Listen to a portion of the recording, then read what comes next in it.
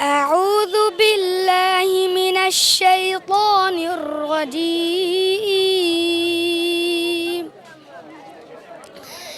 بسم الله الرحمن الرحيم হুফাজুল কোরআন foundation Bangladesh Kumarkhali শাখার audition আমি সেই প্রতিযোগিতায় 10 পারা গ্রুপে দ্বিতীয় স্থান অর্জন করেছি। আমার পিতামাতার দোয়া ও আমার শিক্ষকের কঠিন মেহনতের কারণে আজ আমি দ্বিতীয় পুরস্কারটি পেয়ে খুবই খুশি। লিলি হালাল বিউটি সোপ বিএসটিআই কর্তৃক সনদপ্রাপ্ত দেশের প্রথম হালাল বিউটি সোপ, দীপ্তিময় উজ্জ্বল ত্বকের জন্য।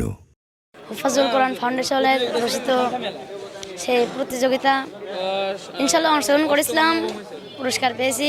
আমাদের মাদ্রাসা থেকে 12 জন ছাত্র এসেছিল, ওর মধ্যে থেকে 6 থেকে 7 জন মতো পুরস্কার পেয়েছে এবং আমরা সবাই অনেক খুশি হয়েছি যে আমাদের মাদ্রাসায় প্রথম এতজন ছাত্র পুরস্কার পেল।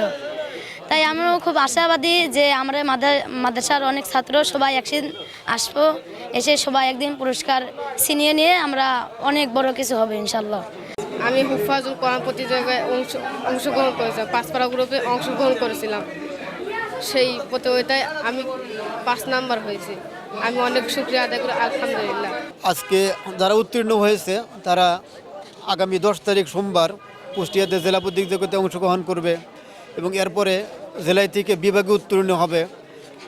বিভাগ থেকে আবার তারা জাতীয় পর্যায়ে যাবে, জাতীয় পর্যায় থেকে তারা আন্তর্জাতিক পর্যায়ে যাবে।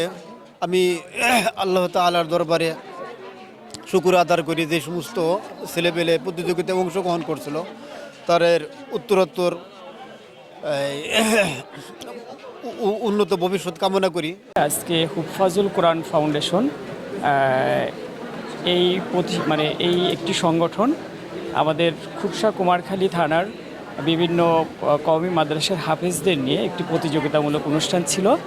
তো আমি এই প্রতিযোগিতামূলক অনুষ্ঠানে আমাকে এখানে প্রধান অতিথি করা হয়েছে, সেটার জন্য আমি এসেছি। এখানে ছোট্ট ছোট্ট হাফেজদের একটি প্রতিযোগিতামূলক অনুষ্ঠান হয়েছে, কিছুক্ষণ পরে এখানে সেটা পুরস্কার বিতরণ হবে। এটাই বেসিক্যালি এটা এক প্রোগ্রাম ছিল। আপনারা জানেন যে আসলেও আমাদের সমাজে আলেমরা হলো ন্যায় প্রতিষ্ঠার মূল কারিগর। তো এমন যদি প্রতিযোগিতা যদি আমাদের বিভিন্ন পাড়া মহল্লায়, বিভিন্ন গ্রাম বা বিভিন্ন থানা পর্যায়ে বা পৌরসভা লেভেলে যদি হতে থাকে, তাহলে পরে দেখা যাচ্ছে দিনের আলোটা সমাজের মধ্যে ছড়িয়ে পড়বে। তো আমি এটার জন্যই এই প্রতিযোগিতামূলক অনুষ্ঠানগুলো যাতে ভবিষ্যতে যাতে আরও হয়, এটিকে উদ্বুদ্ধ করার জন্য আমি এখানে বেসিক্যালি এসেছি।